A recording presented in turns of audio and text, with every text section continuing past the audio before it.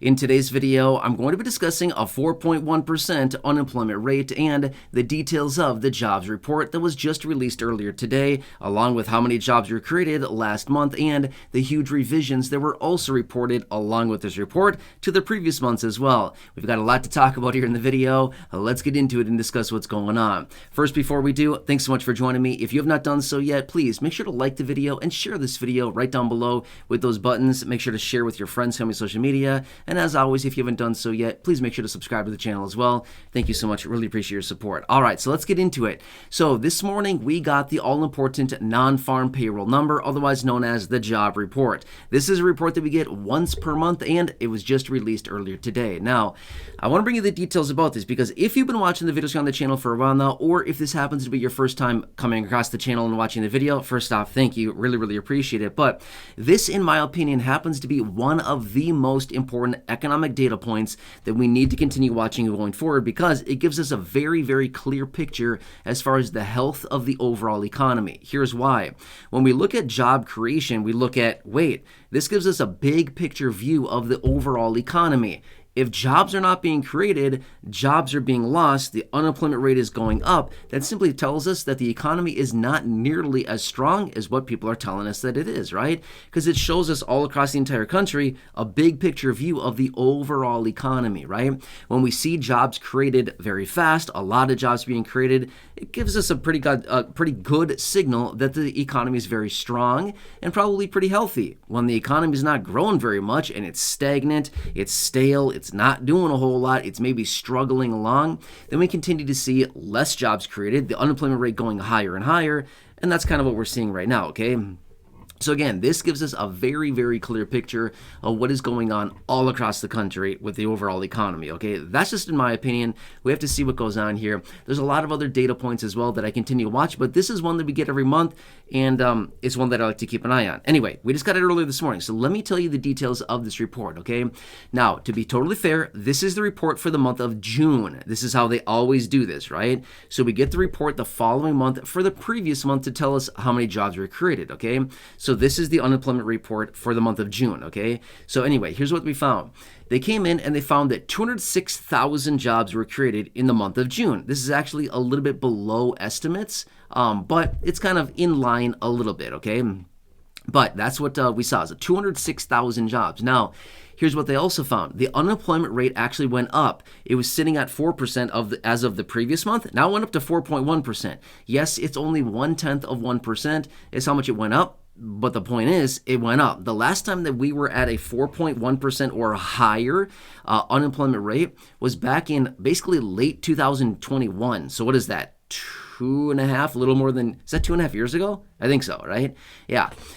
So it's quite a while ago, right? We're basically pushing almost 3 years now was the last time that we saw an unemployment rate basically at this level, okay? My point is, we're kind of moving up there again, right? And I've said this before in other videos. The unemployment rate is a very key figure. When this starts to get higher, when we start to get around that, call it 5.5%, 6% range, you're going to see a lot of people scrambling, okay? Like when I say a lot of people, I mean lawmakers, all kinds of people like this. You're going to see them scrambling around like a bunch of termites and a bunch of cockroaches on the floor. That's kind of what they're like, okay? Those are starting to get very precarious numbers, okay? So sitting at this 4.1%, it's not bad. It's not great either, but it's not that bad either considering where unemployment has been. And historically, 4.1% is really not all that bad. But again, we're moving higher. That's the point that I want to make here, okay? If we move another 1 to 2 points higher on this, as in, low 5%, middle 5%, maybe even 6%, we're going to be looking at a very different picture. So that's what my point is. We're not that far off considering this could jump 0.3%. It could easily jump way more than 0.1% in just 1 month's time, okay? We're still getting started with this. Anyway, so those are the numbers, okay? So 4.1% unemployment is what we're currently sitting at right now. 206,000 jobs were created last month. However, there's another factor that I want to look at really closely, and this is one that I think we need to take a better look at, okay? Every single month when these reports come out, they give us revisions for the previous months, okay? The revisions, in other words, hey, we miscounted and we want to add another, X number of jobs, or we want to reduce jobs because we miscounted again. We need to subtract jobs from what we previously announced in the previous reports. Get this. They came in with a revision this morning of 111,000 negative. In other words, they revised it down 111,000. So in other words, they miscounted over by 111,000 on the last couple of reports here over the last couple of months. How do they do that? Okay, don't get me wrong.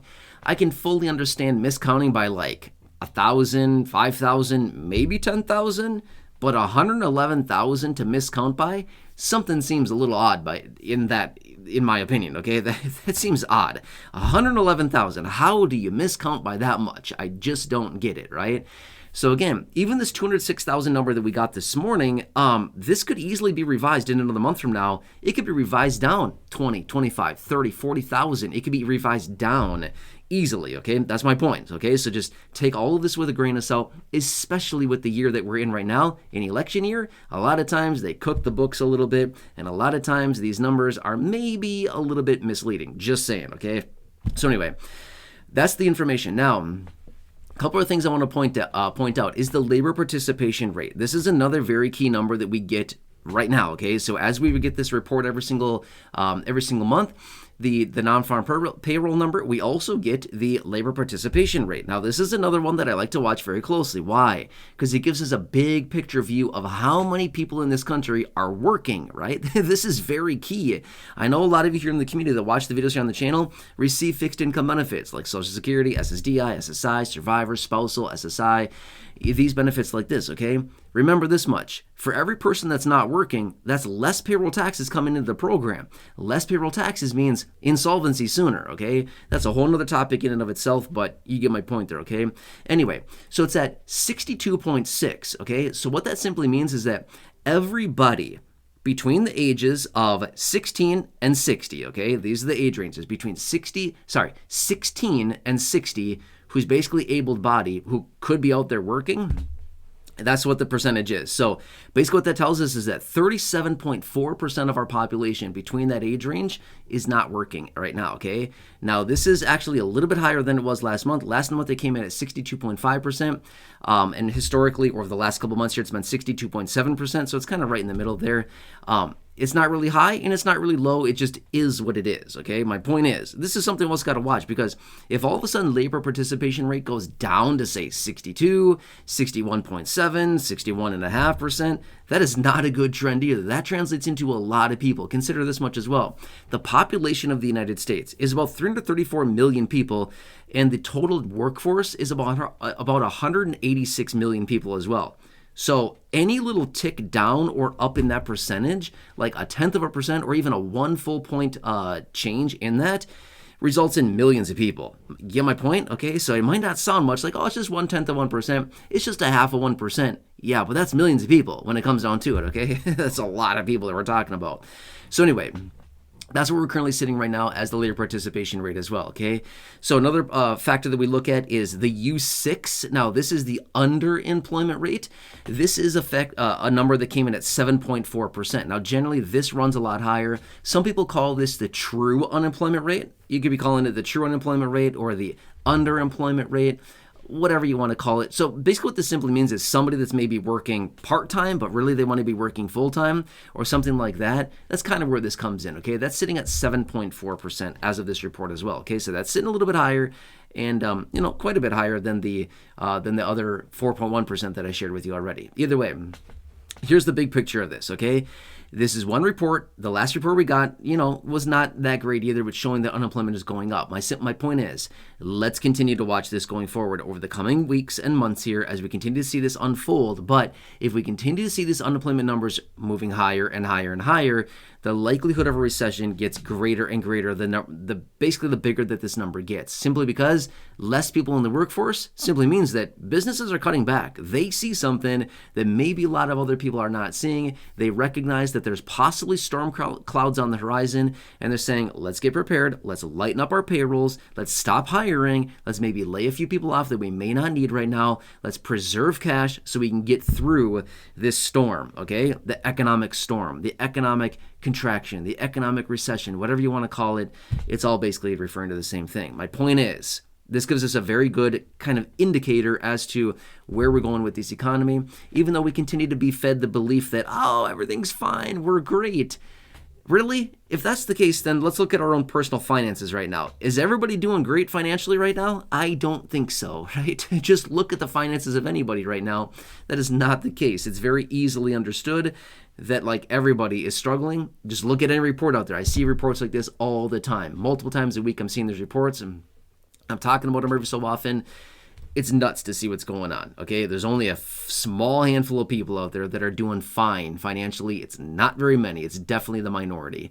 So anyway, I hope this helps you. Again, just want to bring this to you really quickly. This was just released earlier today. If you have any questions, comments, and concerns, stick that down below in the comment section. Otherwise, please subscribe down below, totally free to do so. Like the video, share the video with your friends on my social media. Check out the other videos here on the channel, including the thousands in the video library, the ones I've hand selected for you down below in the description at the top of the comment section. And right now, popping up on your screen, you'll see some videos there as well. Until next time, enjoy your day, take care, have a good one, and thanks for watching. Really appreciate it, and I'll catch you again later.